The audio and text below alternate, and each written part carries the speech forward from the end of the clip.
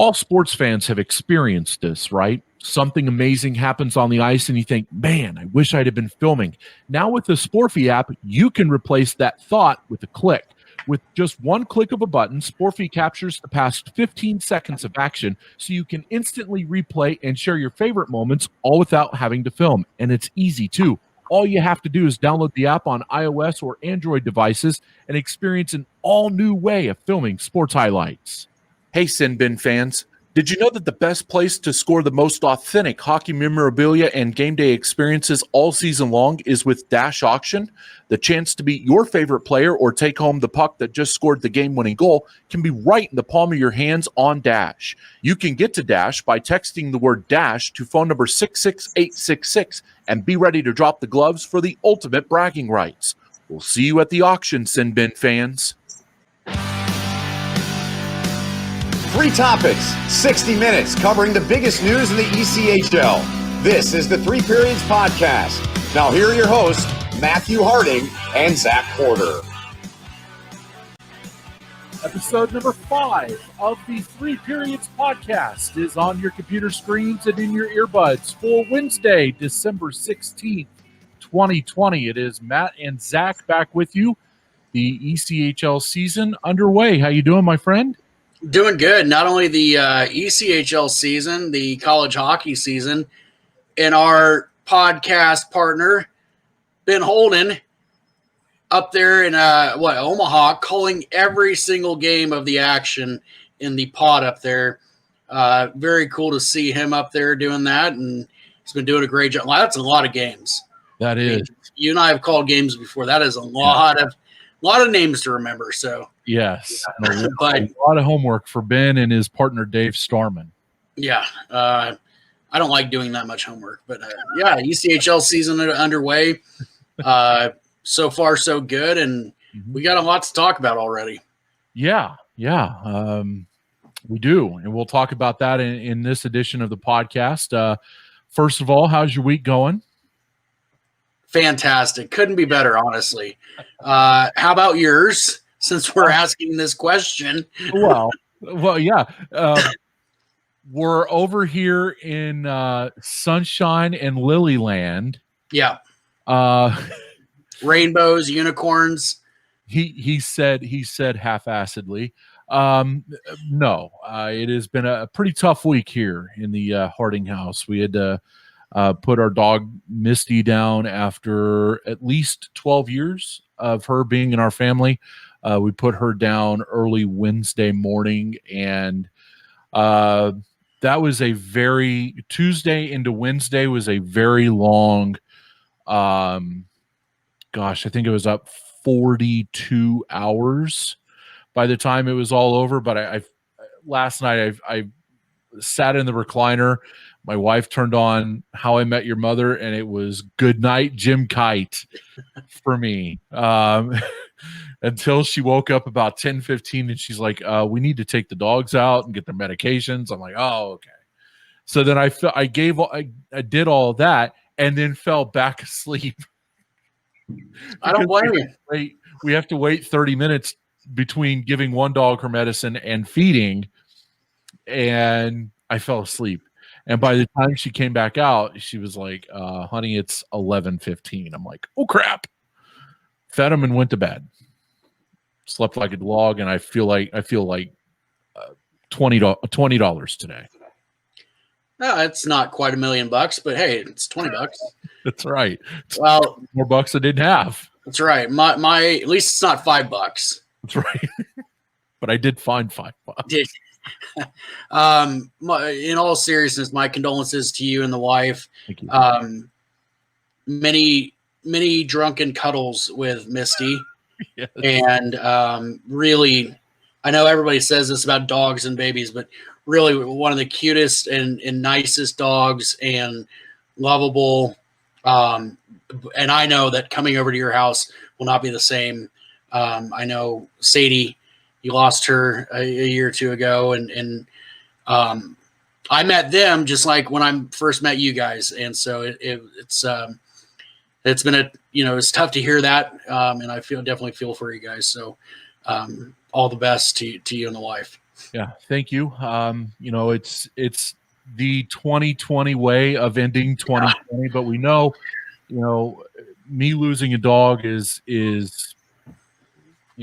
walk in the park compared to what some people are dealing with these days. So I try not to get on my box a little bit, but just had to get that off my chest. And the one thing that I think we want to convey in this podcast is not only do we want to be analysts and bring content, fresh content to the audience, but we also want to air the personal side out. So as much as we're allowed to, I guess. And so Within reason. Within reason, yes. So just felt like that, as part of asking about the week, I wouldn't be leading you down that road if I wasn't going to share. So had to get that off the chest. And definitely a hole. It's weird coming home and not seeing the dog at the door waiting for me, and she always has a prance when I'm walking into the kitchen to put my bag down, and I haven't quite got used to it yet, but I think I will in time. And she's up there with Gabby and Stady and all of the other dogs up there just having a ball. So we'll see her side for sure. If there's one thing we learned as children, it's that all dogs go to heaven. Absolutely. So there's that. Absolutely. So we have hockey to talk about, thankfully. And this is the ECHL season got off to a roaring start on Friday night with a 5-game slate. We learned earlier in the day what the commissioner's exempt list is all about, and there were 8 Kansas City Mavericks players on there and a couple more sprinkled on there throughout the other teams in the league, but we'll talk all about that. But just kind of want to get into the first topic here tonight and get your overall thoughts on the weekend of play across the ECHL here as we're about to embark on the second weekend of play coming up here beginning Friday night. Well, the big thing is Florida is going to Florida. I mean, 2-0, 10 goals, 3 against. Like, well, there you go. Like, Florida's off and running already. So, I mean, that kind of, immediately looking, that's my takeaway from the weekend is that Florida has not missed a beat on their winning ways. And the other thing that you look at is, South Carolina losing a tough one. And then the parity, there's a lot of games this weekend that went to overtime. There's teams that goals for and goals against are even.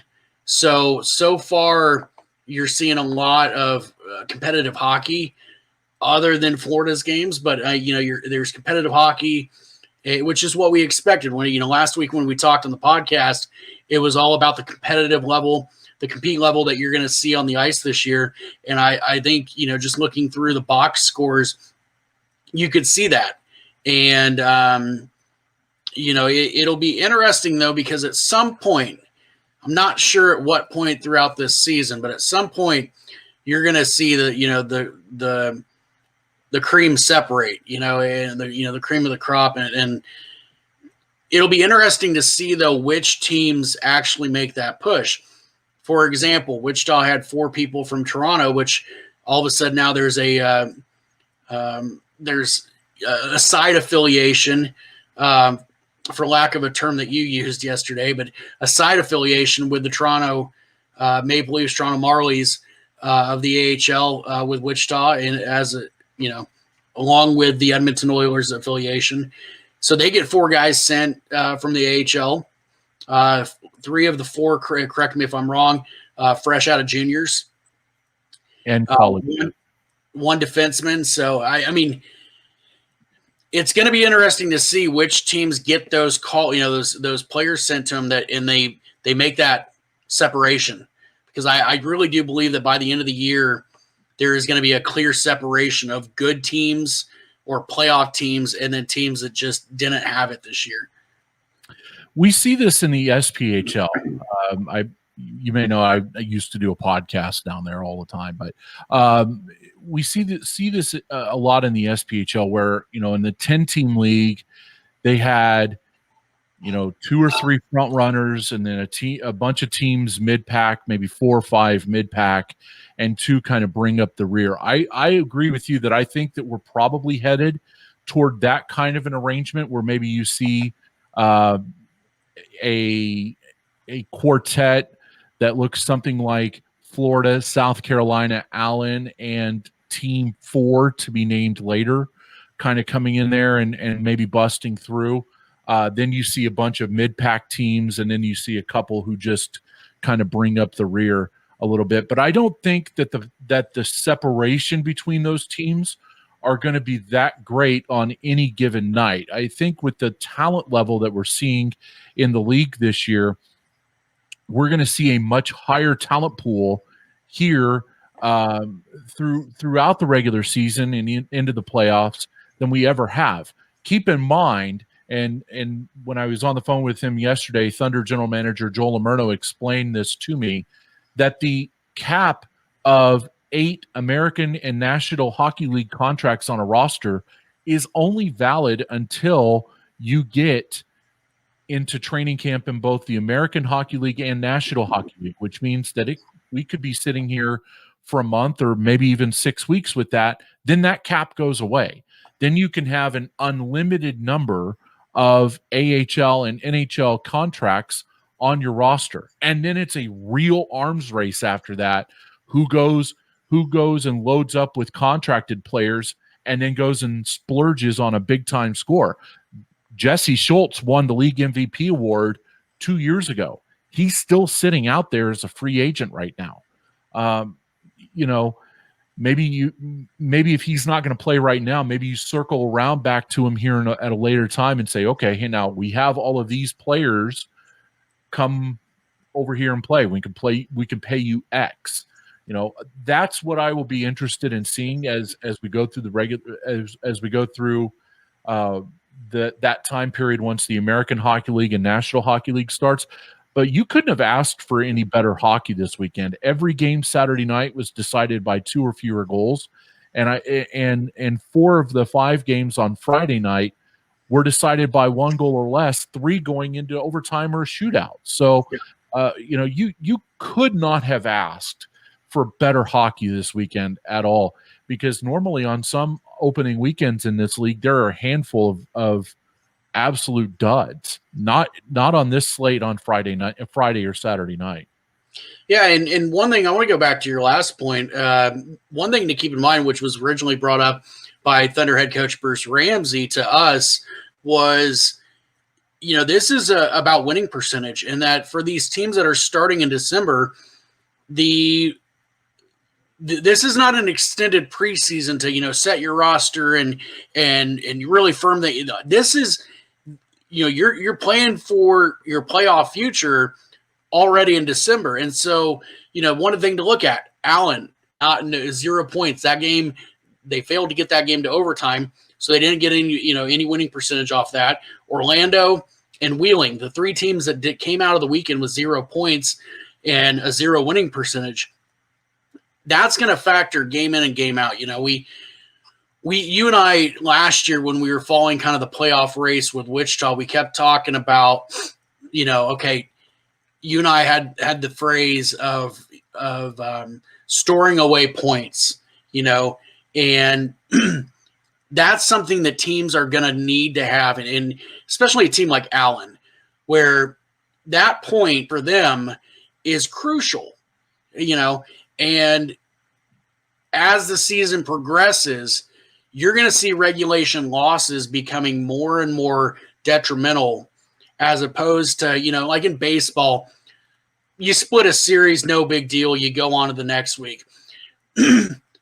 When you have a team that, I looked at Kansas City's schedule. They got 3 games in Utah, which is what we'll talk about next. But the point being, if you lose all 3 of those games in Utah because maybe you weren't prepared for the road trip, maybe you guys have guys out, whatever it may be, those 6 points and that winning percentage out of those 6 points, it could be your season. I mean, so I think it's really important for us, not only as journalists, but then those as fans following their teams, to keep an eye on who comes out of this early start as a front runner and then who's trailing behind, because come into the season, I don't think you'll see teams going, last to first, kind of like Utah did, in the shortened season where they started out slow, but really, started crushing it.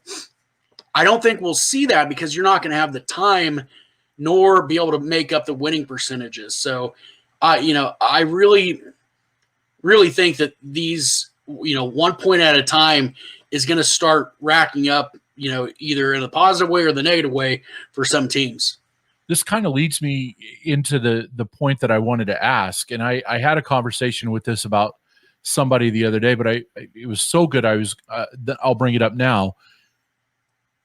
If you're a coach, not knowing the playoff format for your league this year, and knowing that the overall landscape, now that you've started, is still, there's still a whole lot of mud out there. You may be on a rock right now, but there's still a whole lot of mud out there, and nothing's really cleared up for you.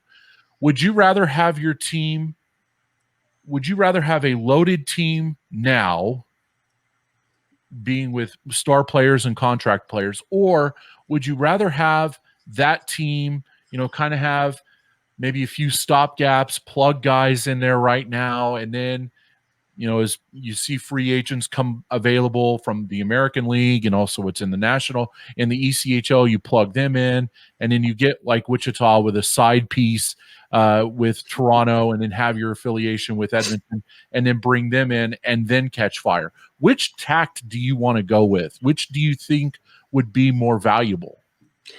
I would say the long game. You got to play the long game because you want your team to be rolling going into the playoffs. The last thing you want, let's just say you rack up, 20 wins early in the season, and then you play 500 hockey the rest of the way, and you're playing 500 hockey going into the playoffs because your roster maybe lost some guys, or you felt like you didn't need to add anybody because you're rolling so good.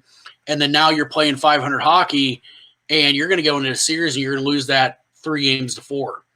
And so, or roll in there and get swept, much like, what was it? We saw the Tampa Bay Lightning 2 years ago, first round, and so I think any coach would tell you that you want your strongest point to be going into the playoffs. That's when you want your team rolling. And, we knew coming into the ECHL that with affiliations, rosters were never guaranteed. Back in the day when you and I started covering hockey, for example, with Wichita, you could name the top 6 forwards for like 5 years in a row. And you could name the top 2 defense pairs for about 3-4 years in a row. That doesn't happen anymore. And, Wichita's been lucky to bring back a handful of guys over the last 2 or 3 seasons that, are fan favorites, whatnot, but you don't see the entire line come back. My point is that you want to have the most consistency with your lineup and guys that are comfortable with the area. They're settled in their apartment. They know, they have their pregame ritual down. You don't want an entire line of guys coming in with 10 games left in the season and trying to figure out their way around town, let alone how to win hockey games. So I think the long game is the best situation, but on the converse, that puts pressure on coaches to win games early and to try and get as many points as possible for when your team finally starts rolling. So, are you going to see coaches pull goalies earlier? Are you going to see them, I don't know. I think there will be a couple coaches in the league that probably get creative to try and find points, And I'm sure if Steve Martinson was sitting here, he would be the first one to say, points are so valuable this year that we'll take them any way we can get them. And if that means overtime loss after overtime loss, that's better than regulation losses. And for the teams that are mid-range that you talked about, those, you have to look at those kind of as wins. As long as you get a point and you get, you gritted it out to the playoffs, or excuse me, to overtime, that's better than nothing. Yeah. Yeah, I would agree with that. And to your point about watching your team rack up wins early in the season, we saw that exact thing happen in Wichita a few years ago, where the Thunder got out to an 18-2-2 start, I believe, and then played sub 500 hockey all the way into the playoffs and won 2 games in the opening round against Colorado. The long game here is definitely better, I think. But the converse to all of that is, I'll ladle this in as well. We're probably not going to see as much movement this year with players as we would have normally, especially ECHL to AHL, because of the fact that they would need to quarantine for a set period of time when they get to a city. Now, because of all of the travel restrictions. So I think that you may see a little bit more static rosters with the contracted players this year, but with ECHL contracts and with player movement that way, you'll see a whole lot more movement this year. I think that puts more pressure on coaches to win with the players that they've been given from the primary affiliate and any partnership affiliate that they have. And it also puts pressure on the players on ECHL contracts to perform immediately as well, knowing that the talent pool is so deep waiting out there for them. Yeah, and I mean, we talked about it last week. Guys have to look at this season as stay healthy, keep your spot, and try and win a championship. Guys at this level, and I say this with 100% respect, I'm not an athlete. I'm a journalist. I don't claim to be an athlete. I don't claim to be a coach. I don't know what physical stuff they go through, so I'm not sitting here trying to be a lazy boy coach. But what I'm saying is, guys try and advance, and quite frankly, unless you are an absolute standout at the ECHL level, this is not the year to try and push yourself, because with everything going on around the country, North America, travel restrictions, the last thing you want to do is end up hurt and have a lost season. Yeah. So, I think guys need to stay focused on the team that they have right now. You know what I'm saying? And for the guys in the AHL that, we're hoping to get a gig that maybe got sent down to the E level, take it for what it's worth. It's a year of playing hockey. It's probably going to be a really fun race to the playoffs. Buy into it. Enjoy the game this year for what it is, and then get back on your horse, for next year. But don't get hurt, and don't be that guy in the locker room because you thought you had a shot. You know what I'm saying? Yeah. It'll be interesting to see. There's so many variables with this season, literally from player movement and rosters to COVID protocols to, how the playoffs are going to work out to the teams that aren't even playing yet. Mm-hmm. There's just so many variables that I think everybody, ourselves included, have to sit back and say, like we said last week, we're happy hockey's back. We're happy to be watching / playing / coaching hockey, and let's just keep it at that for now. Yeah, absolutely. Which performance over the weekend was the most? And this could be player or team wise. Which performance over the weekend was the most interesting to you? Honestly, I have two. In the purely journalistic standpoint, the Florida Everblades coming out of the gate so hot, winning both of their games. Again, goal differential of +7. That was the most impressive. Well done right out of the gate with all of the variables that are going on, they were ready to play hockey. The second one, though, for me, which is the more odd one, is the Kansas City Mavericks without a coach, with their general manager who, to the best of my knowledge, has never coached a game of hockey in his life, behind the bench, somehow comes away with a point. And was that on the road? Yes, in Indy. And well done. Well, like that is a Central Hockey League story. Like that, I'm not being funny to any Maverick fans out there. Like that is incredible. Oh, that's something I would have expected to hear from 2002, like Coach Ramsey talking about back in 2002, our trainer had to be the coach because, you know what I'm saying? Like you got Brent Thiessen behind the bench on the road and they come away with a point. And with all the buildup with Tato had and the player signings and, you know, the Mavericks updated their logo, which looks great, et cetera, and all the buildup around that game was poised to be a complete disaster to start the season for the Mavericks. And instead, they made the best of it. And I mean, absolutely, and I'm being dead serious. I'm a very sarcastic person, but round of applause, congratulations to Mavericks for coming away with a point. If you would have told me that story, I would have said, okay, how bad did they lose? Right. You know, that's some Mighty Ducks stuff. Yeah. Yeah. And then they had, I think, with their coaches and 8 players on the commissioner's exempt list, which I feel like we should explain now what that is since we've mentioned it a couple of times. Essentially, the commissioner's exempt list is the COVID-19 list of these players have not passed the COVID protocol set forth by the league as part of their return to play protocol. So they are on this list. Their salary or the salaries, to the best of my understanding, do not account against the cap or anything like that.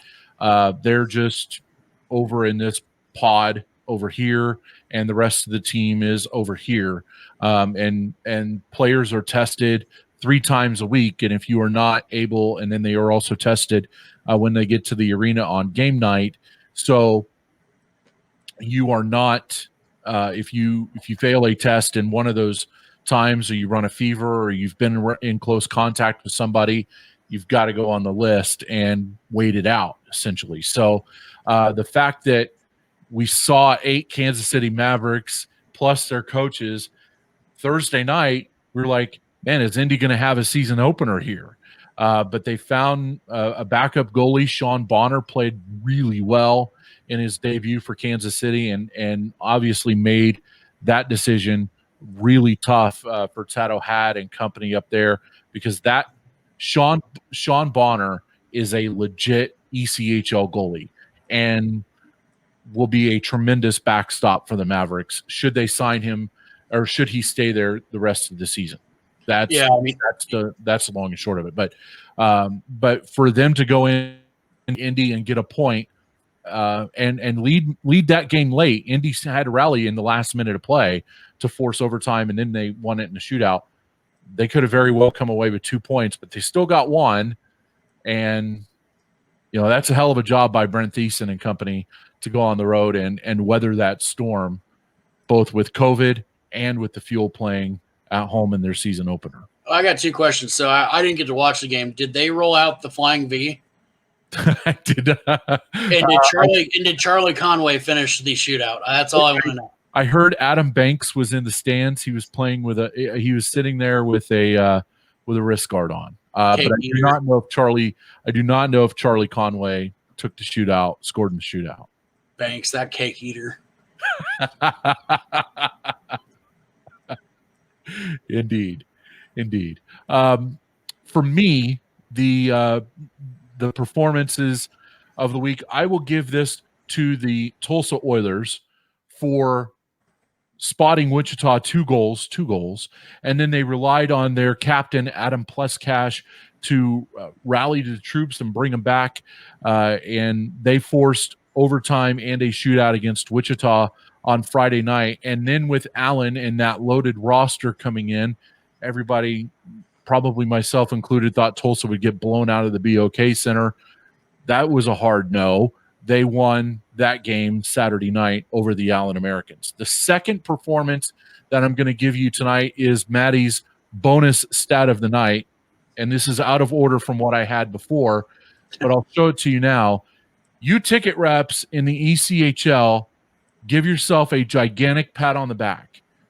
Did the research, and we wrote it up in our Monday headlines, which you can read at thesinbin.net. Each team that had a home game this past weekend had more than half of their allotted seating capacity used. Indy was 400 fans over their allotted capacity, 155%. So ticket reps, general managers, team front office personnel across the ECHL, that is a hell of a job. You deserve a pat on the back for that, and congratulations. Huge. Yeah. So that's, we talked last week about it being a business, and that had to be good to see for all the general managers, the owners, et cetera, that they had such good response. Yeah, and I wrote about this, and I kind of wondered aloud, like if you're going to get this good of reception right off the hop after not having hockey for 9 months, think of what happens when we start to get inoculated from the virus and the restrictions go away. They're not going to go totally away, but what happens then if we're in May and June and into July? We could be back to very close to where we were at pre-pandemic. Yeah. And I'm excited for that. Yeah. I mean, I think everybody wants to be excited for that. Yeah. Yeah. And then the other Matty stat of the show here in the first block of the show, and then we'll move on. Power plays across the league had a 12.5% efficiency on Saturday night, combined 12 for 88 on the power play. 4 teams, Florida, Greenville, Jacksonville, and Utah, had 2 goals on the man advantage. So to the point that we were talking about where special teams is usually a sloppy thing in the first couple of weeks of the season with those systems getting worked out and everything like that, that wasn't the case here. The penalty kill was fairly strong. The power play was its usual 10 to 15% efficiency across the league on a Friday and Saturday night. So that is period number 1 here on the big show as we get you set now for the second period of tonight's broadcast. And this one looks at the second wave of the ECHL schedules that have come out here over the last several days. You can find the full schedule released by the league on their website at echl.com. But just a couple of snippets here. 4 teams, Allen, Indy, Kansas City, and Utah, will open up their home slates on either Friday or Saturday night. And in this second wave of the schedule, teams generally have between 5 and 6 home games and 5 and 6 road games. Orlando will open up their home schedule the 26th. Wichita will open up their home schedule on the 1st of January, and the rest of the ECHL schedule to go through the end of the regular season will be released sometime in January. Just quickly, your thoughts on the schedule here in this second block of it as we have it. Well, it looks like they tried to do more of the same with keeping the road team as close as possible. Like I said, the Kansas City, I think they have 3 games in Utah in a row. So that's, to me, with everything going on, that's the best course of action. And while it may not make for exciting hockey as far as, the schedule for fans, I think it'll create for exciting hockey in the arena, because any of us that know teams that play back-to-back nights or, 3 games in a row especially, it tends to get heated. And so you might see more of the rough stuff. You might, see guys gassed in that last game, et cetera. So it may make for more interesting on-ice product. Especially like here in Wichita, I know coming into the ECHL, we were so excited to see the established ECHL teams come to town, and there's still teams that haven't been to Wichita. And so while fans may not get to see as many teams this year, they'll get to see kind of some rivalries built. But I think that's what's best. That's what's safe. And, schedule-wise, it's what's smart. Availabilities for minor league hockey arenas doesn't always favor the team. But in the COVID era, there's no concerts going on really. But with some of these arenas opening up, some of that might start happening. I mean, we've seen Texas has had concerts for the last, I think, 5 months. So yeah. Anyway, I digress. I think, though, it's what's smart on the business side of things to reduce travel costs, to keep teams healthy. That way guys aren't sitting on the bus, plus, trying to stay away from COVID, plus trying to win hockey games. It's unprecedented, obviously, and I'm glad that we're talking about unprecedented on the hockey sense as opposed to on a global scale. But teams have to make smart decisions, and the league does as well, and I think they did that with this second phase of the schedule. The onus continues to be on the big draw nights, Friday night, Saturday night, and Sunday afternoon in this second wave of the schedule. You see now, as opposed to where we're at now with not many midweek games. Now we're starting to sprinkle in a few more midweek games. I think all told, we have 2, 4, 6, 8, 11 midweek games. 11, 13, 16 midweek games. That's Monday through Thursday here in this second wave of the schedule. And everybody gets in on that. So, we're starting to venture out a little bit into this, back into the midweek groove here of the schedule.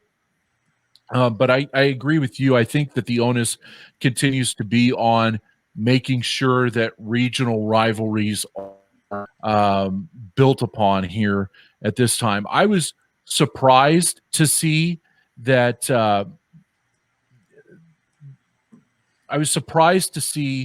Wichita was going on 5 times in that stretch. I felt like the league could have done a little bit better job of sprinkling in a trip to Kansas City or a trip or two to Tulsa, or maybe have an Indy or somebody come out this way, especially since Indy's going to Tulsa. So I was a little surprised to see that. I was kind of interested to see to get your thoughts on that. You never know, though, what the extenuating circumstances were, though. Sure. Yeah. I mean, that could be strictly arena availability. That could have been a number of things. And but I agree that's kind of a tough, a tough draw, if you will. But I'm sure at some point in this season, every team is going to go through a stretch of the schedule, in this mixed up schedule of a stretch that they just despise. Not your typical, oh God, we got 11 road games in 14 days. Mm-hmm. But we have the same opponent, the same like that's where it gets frustrating, where you want to switch things up. Maybe you're on a bad streak or whatever it may be. But as far as how that came about, kind of hard for me, kind of hard to discuss it, because you don't know what if we were to ask, Commissioner Crelin, he might say, oh, guys, it's just because of this. And, that's how it had to work out, or else we wouldn't have games. So, your normal season where you see, and this hasn't happened for a couple of years, but, 11 games against Rapid or whatever, where 7 of those games are in Rapid and 4 of them are, in Wichita. Really? Yeah. But this year, I think you kind of like we talked about. I think this year we just kind of have to give a pass on everything that we would assume before, because of how probably hard it was to put all this together. Right. I wouldn't be, it's like playing Jenga when, you're drunk. Like, that does not seem like a good idea, but well, we'll try it. Well, they put together. I have a feeling we're going to play Jenga the next time we get together after all this is over. I haven't seen you in, I think we're going on 5.5 months now. At least. I don't think there will be much game playing going on. No. Yeah, that's not a part of this podcast, but right. There will be no Jenga. Maybe a couple times after that, but yeah. Right. But I get your point. Like it's tough to move all of those pieces around, especially with the enhanced protocols that are in place. And you're right. We probably should give them a pass. But I mean, if you're a Thunder fan and you see Allen, that's like, Well, but we had this, what was it? I'm getting my seasons mixed up because of the shortened season last year, but right. They had Allen, I think it was 7 games or 6 games in like 9 nights or whatever it was. They ended up playing Allen almost back to back. Yeah, it was a bunch. And from a fan standpoint, for both teams, you're going, that's going to be a bloodbath. Mm-hmm. Thanks a lot, ECHL. That's going to be a bloodbath. From a journalistic standpoint, it's like mix it up, like give us something different. But yeah, you're doing this, and I'm going, I want to see somebody, especially calling games. You're like, oh yeah, give me somebody else. Yeah, but this year it's kind of hard to do that because, again, if we were to talk to Commissioner Crelin and he says, it was strictly whatever, budgetary or this is how it had to happen. Okay. Kind of hard to critique that when we're, again, like we've said, be happy we have hockey. Right. One final thing here before we wrap up this abbreviated segment. The lingo in the league release was additional teams may join and begin play for a 50-game season on February 12th. Do you think that includes Toledo, Fort Wayne, or a team, or those two and a team behind door number 3? I never was good at that game show. What game show is that? I don't know. With Wayne Brady. Anyway, make a deal. Yeah, I was never good with that. But Matt, you ask me questions on the fly that just put me in a situation. I'm just here so I don't get fined. I'm Marshawn Lynch. I'm just here so I don't get fined. I think I will answer that, and then I will ask Commissioner Crelin that when I chat with him, when we chat with him for the podcast here in a couple weeks. If they're able to play because of social protocols and city and state mandates, I bet they play. If they can't because of local guidelines and social protocols, I bet they don't. There's my answer. That was my answer too. I think it's going to be Fort Wayne and Toledo, but I don't know. Maybe I should be a politician with that answer. You probably should. Regardless of what happens, it's going to be great. It's going to be the best season ever. Huge. You're going to love it. Okay.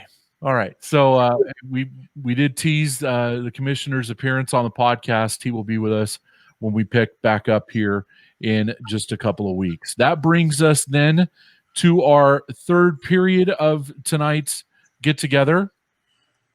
And this period, we're going to spend a little bit of time on and kind of look back at the year of hockey. We're going to look back at the year in this show, and then when we reconvene in 2 weeks, we'll look ahead at the year coming up in hockey in 2021. But I asked Zach to give us, and I will as well, give 1 to 3 30,000-foot view storylines from the season in hockey. And so, give me your first storyline from the year. Or I'll give my fun one. Okay. Divot Gate. Yeah. In all seriousness, so for those that don't know, there was a game between the Wichita Thunder and who was the opponent, Matt? City Mavericks. It was Kansas City. Where there was a divot in the ice caused by someone's skate, I'm assuming, that put a hole significantly in the ice enough that they called the game for that night. But before they called the game, they put fans and announcers and broadcast people like myself on the radio through torture for an hour, waiting to see if they could continue playing. Now, I say that jokingly because I know that it would have been what's best for everybody to finish that game. But I'm so thankful after looking back on that the league and the on-ice officials, who we spoke to one of them after the game, but did such a great job of communicating back and forth with the league, I'm sure, and whoever else that, hey, this is not a safe environment for the players. They haven't been able to fix it. You know what? Let's call the game. Let's get it fixed. Let's do the right thing. But that is probably, other than any breaking news that you and I have covered, it is the most unique situation I've ever been in on the fly. And which I know that you've done news for years. Mm-hmm. I'm sure you've had some unique situations on the fly that you've had to improvise. But Jason Miles looked at you and me and said, you guys want to just fill air? And you and I thought it would be 15, 20 minutes. I remember we just started and you looked at me and said, how long do you think it'll be? And I said, 10, 15 minutes max. I bet we're, Mm-hmm. And next thing you know, it's an hour later, you and I are both going, what do we talk about next? Yeah. So for me, number one was Divot Gate 2020, which we should have known from Divot Gate that 2020 was going to be messed up. Yeah. I put divots in golf courses, not ice. Right. And yikes. Right. Story number one for me would be the ECHL All-Star Classic coming to Wichita.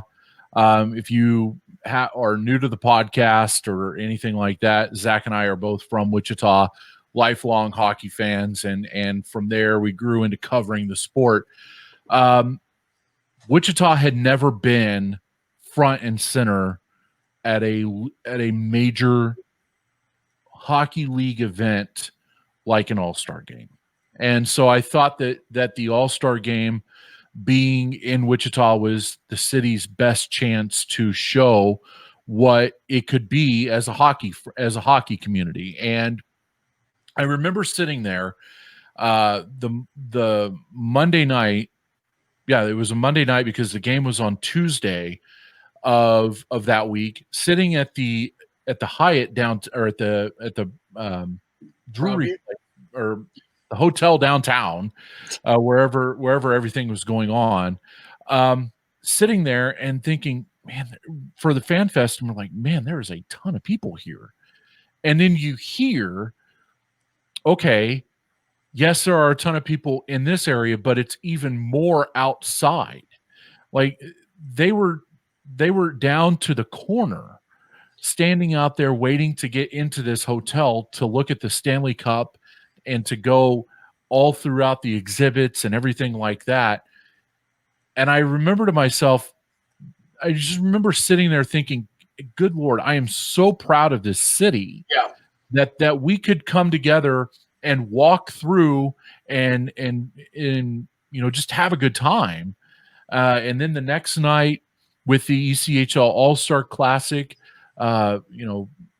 being able to call the game with you and with Matthew Will, our social media editor, and my cohort on the Thunder broadcast here in Wichita, to call that game and have it aired out to a wide audience nationwide on our app and bring in a really good audience there as well.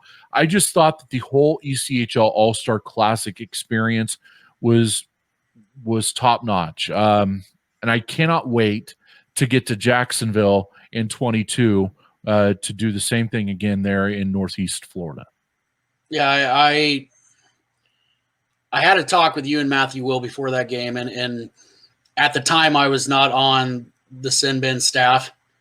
And you know, I was very honored to have that call. And anybody that knows me personally knows that I have a very deep respect for play-by-play guys. I've been fortunate to call, I don't know, a handful of games, you know, for the Thunder with Jason Miles being out, and he trusted me doing that. But to have the radio call and then to be on ECHL TV as well, it's something I'll never forget. And you're 100% right. You know, we were sitting there at our table getting ready for the live podcast at the Fan Fest, and which again I was very fortunate enough to be on. I thought that you will deserve that honor, but you and I covered that, and he did an incredible job tracking down A-list people for us, like Jared Bednar. But it was amazing to look left to right and see that entire corridor packed, and I mean packed with people. And they get a text message or a Snapchat saying, yo, the line's around the corner. Come on. Like, unbelievable. It really was an incredible experience. And I remember beaming for days and coming home and my girlfriend, you know, just I was so excited to tell her about what happened each night and you know, then the game, and my parents got to be there with my girlfriend, and yeah, that was something I'll never forget. Unbelievable, and probably going to be the highlight of my broadcasting career, but an honor and something I'll never forget. Yeah, you know, and we don't talk about this enough, you know, and you know, maybe we do, I don't know, but I don't think we do. But for people who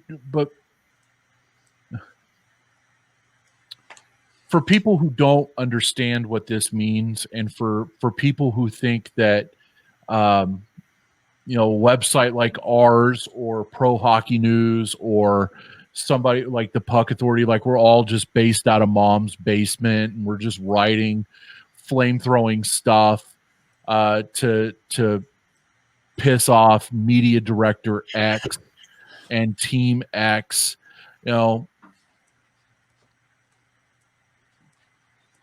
I have to be very diligent in what I'm saying here, but I think that those 3 days proved that if your hard work and your reputation precedes you, that doors open. And regardless of who you are, we could have been with a big radio station in town. We could have been with anybody else. And I don't think that those same doors would have opened if it weren't, you know, us and the relationships that we've built in this league. So we don't work out of mom's basement. And I thought that was a really good moment to show the world and to show the hockey community who the Sin Bin was. And I was never so proud of the work that went into it for that. And I've never been so proud to lead this website after that and to this day. That is the biggest accomplishment that I will ever have doing this, period, is to take what we do on the road and shut up people who think that we are sitting in basements. I got no time for you. Well, for the record, you're on the top level of your house and I'm on the top level of mine. So there's that. But I mean, it's you and I, and this isn't a look at us moment, but that you and I have done this a long time, and we've worked very hard and many hours, and people may not understand that. I mean, for you, this has almost become a second full-time job, and the work that gets put into it, to have that trust from not only the Wichita Thunder, but then Commissioner Crelin in the ECHL. I mean, we are the only table of journalists at the Fan Fest, and we called the game, and to have that trust from the commissioner and from the team that we are based out of says everything that we need to know. And it was an unbelievable experience that both of us will never forget. Yeah, absolutely. What was your second big moment from 2020 hockey-wise? My second one, and I think I'll cap it at 2, but the NHL playoffs. I mean, when COVID started, and I'll get a little personal with this one. When COVID started, we all sat there and everybody said, oh, well, hopefully it's over in a month or so, or a couple weeks, and a couple weeks turned into a couple months. And then that sinking feeling really started setting in of, when are we going to get out of this? And that feeling for me is still true.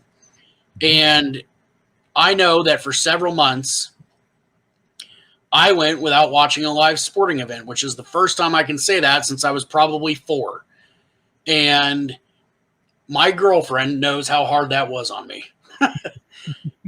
But to see the NHL, the sport that I love, that I briefly played as a kid, and the sport that I cover, be the league that jumped out in front, made it happen, and then made it happen with 0 COVID cases throughout the entire bubble situation in 2 cities, was incredible. Fans are not, hearing Doc Emmerich, and Kenny Albert, and even Joe Micheletti, but all those guys back on the air, to see the players on the ice, and then to watch Tampa Bay hoist the cup for the first time. The first time in a long time, but under Steven Stamkos, even though he was injured. It was just incredible, and the storylines that went throughout the playoffs, and a couple of the upsets. It was very surreal. Again, with no fans there, I wondered how much I would enjoy it. Of course, I, ate up every inch I could of it. But just having that back and having the NHL lead the way with this, through all of the crap that everybody's been through this year, was such a breath of fresh air to be able to text my buddies about a live sporting event rather than hope we get to see each other soon, or what are you guys doing in quarantine tonight? It was just so nice to sit there. Oh my God, did you see that sick goal? Yeah. And to have 2.5 hours each time of normalcy was amazing. And it's hard to explain. It really is. I mean, everybody has their hobbies or things in life. And for some of us, it's sports. And going that long without sports, I mean, I sound like a dumb guy, but I missed it, and I missed that intensity and that, the rivalry that goes into a sport. And it was great. I mean, it's hard to put into words, honestly. I'm right there with you. I'm a closet. I'm a closet NASCAR fan. I'm actually a NASCAR fan. I actually do enjoy the races. I enjoy the science that goes into it more than I enjoy the actual races. But, and I enjoy those too. But watching NASCAR, great, fine, congratulations, you did it. But to watch hockey do it, come back, and it be that physical, and they pick up almost right where they left off. Like the season had been put on ice, no pun intended, 4 months earlier. But here we are at the end of July, and we're going to pick up right where we left off, where you had hockey from noon on a Friday, from a Friday afternoon at noon, all the way till Friday night at 1 a.m. Like that, I remember that and thinking, man, I am in paradise. To hear Mike Tirico call hockey, who I think is really good, that was great. I enjoyed everything about the bubble. I enjoyed it all. The second one for me is, it goes. We talk about COVID, and we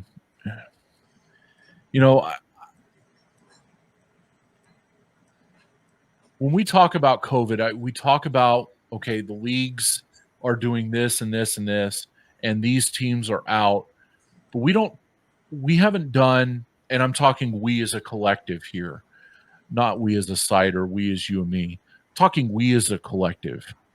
We have not done a good job of telling the story of what's happening with that player who's still waiting for a call, or that coach who had a team all ready to go, and now what is he doing?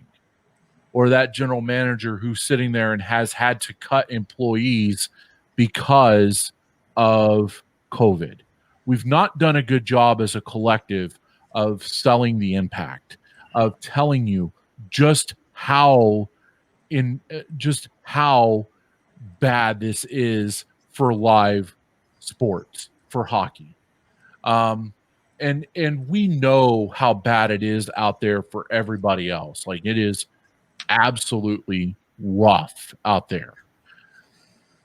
But we've not done a good job of talking about the impacts on the sport. And so that is the second big story for me this year, looking back, is COVID's impact on the sport.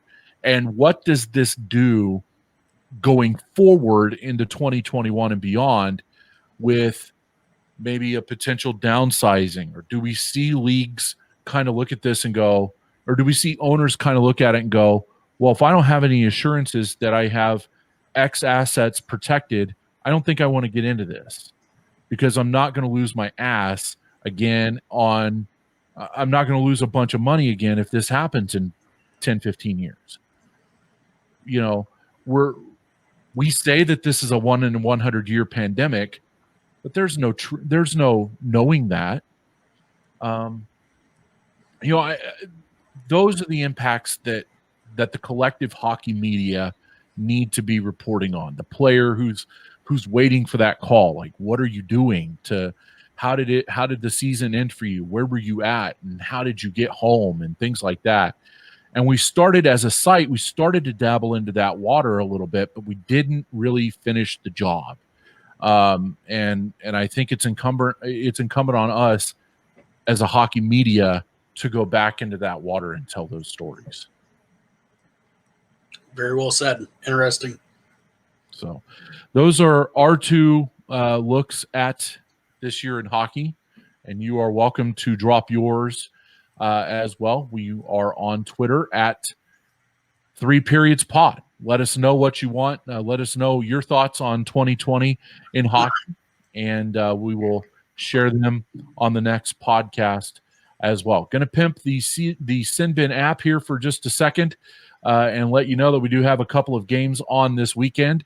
You can download the SinBin app through the Google Play and Apple iTunes Store. Florida will head to Greenville and take on the Swamp Rabbits. You can listen to Matt Trust's call of the Swamp Rabbits Everblades contests Friday and Saturday night. Friday night pregame show, I believe, gets going around 6:50 Eastern Time, 5:50 Central. Saturday night pregame gets going around 6:45. And again, download that app from iTunes and the Google Play Store. And then when we can reconvene in 2 weeks, it is ECHL Commissioner Ryan Crelin who will enter and sign into the 3 Periods podcast. Always nice to have the commish come around and share his thoughts on the situation here in the ECHL, not only with the COVID protocol, but now that we've started playing, where do we go from here?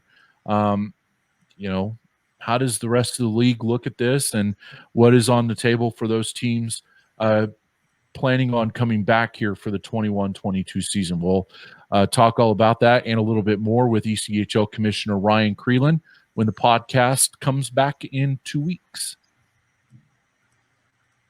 Got anything there to add, bud? Oh, I'm sorry. I know you were doing such a great promo there. I was letting you go. Thanks, Matt. Yeah, Bob. I'm looking forward to hearing from Commissioner Crelin, but what I will say is I hope everybody has a very Merry Christmas.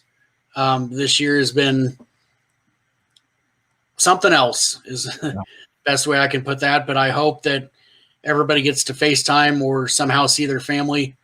And I just hope everybody enjoys the holiday. I really do. It's been a very tough year, but we all deserve a little bit of joy.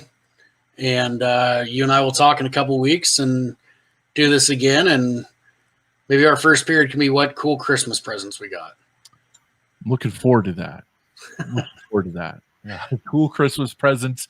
We'll lead off the talking when we get together again in 2 weeks. And I agree with Zach. Hopefully everybody has a tremendous Christmas and is able to spend time with family, whether it's your nuclear family in the house or whether it's with the family on Zoom. You're able to get that done and taken care of. And I think just, like I've done here the last couple of weeks, just be reflective of where we're at this year. This year has sucked for everybody, but be reflective and take stock of the good that's going on around you, and let's look forward to having everybody back around the table again in 2021. So hope everybody has a great Christmas. Thank you so very much for your support of the sinbin.net through all the app downloads and through all of the interactions with us on Twitter and on Facebook, and for reading the articles and for coming up to Zach and I at the All-Star game and well wishes for us. Thank you so much for everything that you folks have done for us. It means the world to us. And thank you all to the media directors out there in the SPHL, the ECHL, and the American Hockey League for everything that you guys do as well, and to all of the other front office people as well. Those are the heroes of the hockey world, as it is. Those people do yeoman's work in getting the product out on the ice. So that is going to do it for us here on this time. Once again, Merry Christmas, everybody, and we will talk to you here in 2 weeks as we close the doors on 2020, thankfully, and get you set for 2021. ECHL Commissioner Ryan Crelin joins us in just a couple of weeks. Follow us on Twitter at 3periodspod. For Zach, I'm Matt. Thanks very much for listening. Merry Christmas, and we'll talk to you in 2 weeks. You've been listening to the 3 Periods Podcast. Do you have topics you would like discussed? Hit us up on Twitter at 3periodspod with the hashtag TPP on TSB. And for the latest news on the ECHL and minor league hockey, visit thesinbin.net.